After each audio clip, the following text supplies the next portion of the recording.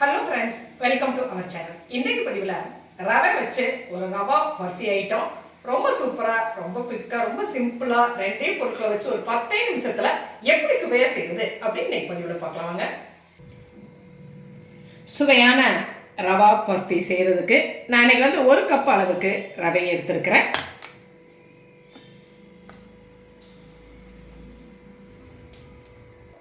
அதே கப்பில் ஒரு அரை கப் அளவுக்கு நான் வந்து நெய் எடுத்துருக்கிறேன். அடுப்பில் ஒரு பேன் வச்சுருக்கிறேன்.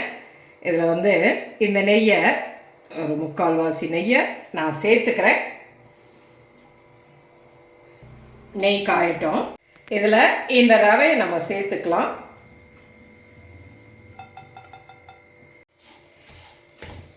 இந்த நெய்யிலேயே இந்த ரவையை ஒரு 3லேருந்து ஒரு 4 நிமிஷம் வரைக்கும் நல்லா வறுத்துக்கலாம்.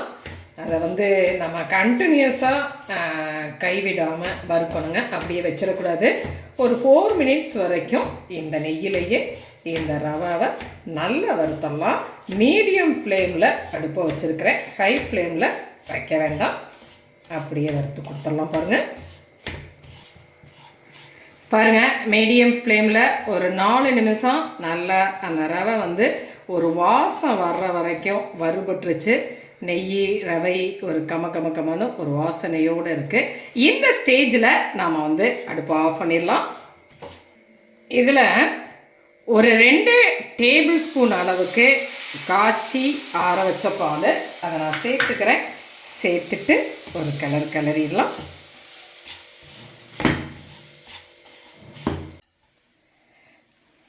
இப்போ இந்த மாதிரி ஒரு பதத்துக்கு இருக்கு இல்லையா, இதை வந்து நம்ம அப்படியே தனியாக வச்சிடலாம். இப்போ இதுக்கு வந்து ஒரு சர்க்கரை பாகம் வந்து நம்ம ரெடி பண்ணிக்கலாம். நான் எந்த கப்பில் ரவை எடுத்தேனோ அதே கப்பில் 1 கப் அளவுக்கு சர்க்கரை எடுத்துருக்கிறேன். 1 கப் சர்க்கரைக்கு அரை கப் அளவுக்கு தண்ணி சேர்த்துருக்கிறேன். சேர்த்துட்டு இந்த பாகை நம்ம ரெடி பண்ணிக்கலாம்.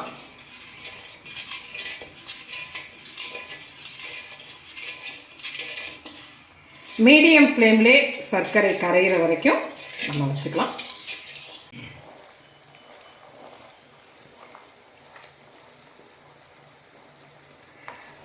அஞ்சு நிமிஷத்துக்கு பக்கமாக அந்த சர்க்கரை பாகு கொதிச்சிருச்சு. இங்கே பாருங்கள், இப்படி எடுத்து விடும் பொழுது இது ஒரு கம்பி பத அளவுக்கு அந்த மாதிரி வருது இல்லையா.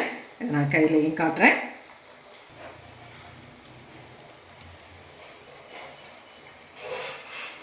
பாருங்க, இந்த மாதிரி எடுத்து விடுறப்ப இந்த மாதிரி கம்பி வந்து அருகுது இல்லையா. இந்த அளவுக்கு ஒரு பதத்துக்கு இந்த பாகை காய்ச்சி எடுத்துக்கிறோம். இப்போ அடுப்பை ஆஃப் பண்ணிடலாம்.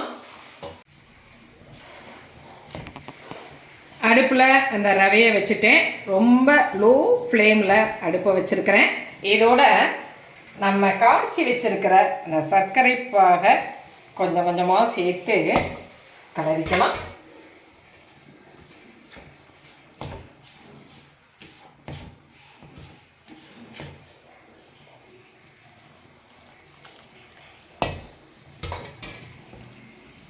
இந்த மாதிரி ஒவ்வொரு பேட்சாக சேர்த்து கலரிக்குங்க. இப்போ மீதி உள்ள பாகையும் நான் சேர்த்துக்கிறேன்.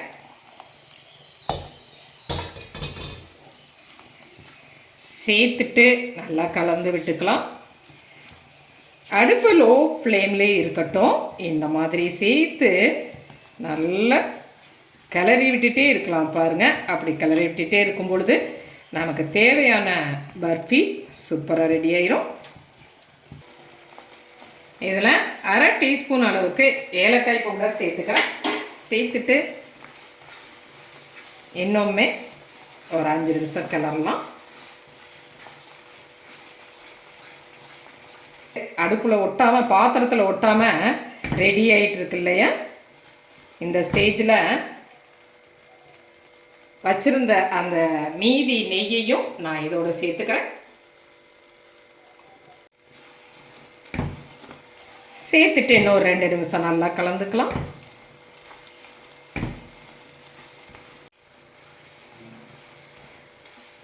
பாருங்கள், மேலும் ஒரு 2 நிமிஷம் கிளறிட்டேன். பாத்திரத்தில் ஒட்டாமல் சுருண்டு அந்த பர்ஃபி ரெடி ஆகிடுச்சு. இந்த ஸ்டேஜில் நாம் வந்து அடுப்பை ஆஃப் பண்ணிடலாம். பாருங்கள், இந்த அளவுக்கு ஒட்டாத அளவுக்கு ரெடி ஆகிடுச்சு இல்லையா? ஆஃப் பண்ணிக்கலாம். இந்த மாதிரி பிளேட்டில் நெய் தடவி வச்சுருக்கிறேன். அதில் இந்த மாவை கொட்டிக்கலாம். கொட்டிட்டு இதை இந்த மாதிரி நல்லா பரப்பி விட்டுடலாம்.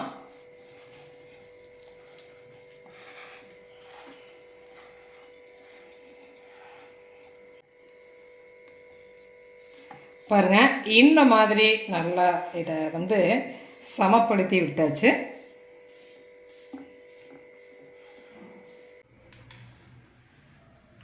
இதில் நான் வந்து பிஸ்தா கொஞ்சமாக தூவிக்கிறேன். உங்களுக்கு என்ன நட்ஸு தேவையோ அதை வந்து நீங்கள் இதில் பண்ணிக்கலாம். பிஸ்தா, பாதாம்,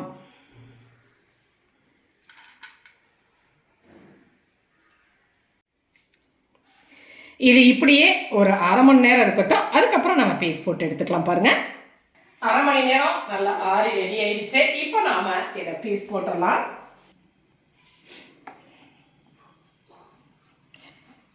அருமையான, ரொம்ப ஒரு வாசமான, ரொம்ப குயிக்காக செய்யக்கூடிய ஒரு ஸ்வீட் ஐட்டங்க.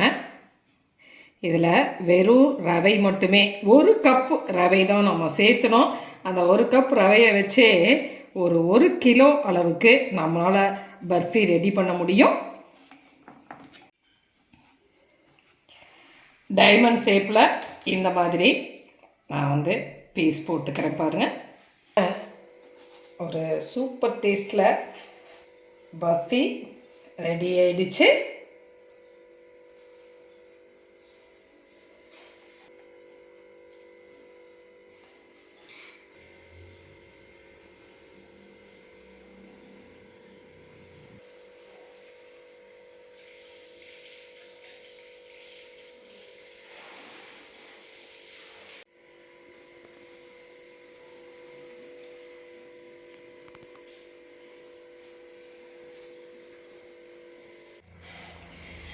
ரொம்ப குயிக்காக ஒரு 10 நிமிஷத்தில் செய்யக்கூடிய ஒரு சுவையான பர்ஃபிங்க. வெறும் ரவை மட்டுமே வச்சு இதில் நம்ம வந்து நெய்யுக்கு பதிலாக ஆயில் கூட சேர்த்துக்கலாம். வாசம் இல்லாத ரீஃபண்ட் ஆயில் சேர்த்துட்டோன்னா நல்லாவே டேஸ்ட்டாக இருக்கும்.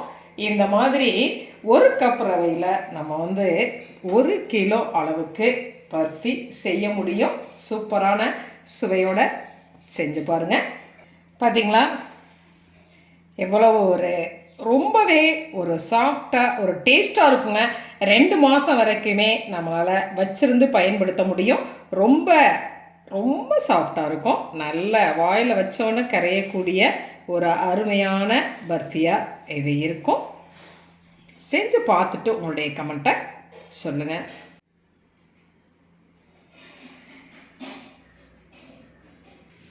சுவையான ஒரு ரவா பர்ஃபி ஐட்டம் ரெடி ஆயிடுச்சு. ஒரு 10 நிமிஷத்தில் 2 பொருட்களை வச்சு ரொம்ப சிம்பிளாக ரொம்ப டேஸ்ட்டாக செஞ்சிடலாம். செஞ்சு பார்த்துட்டு உங்களுடைய கமெண்ட்டை சொல்லுங்கள்.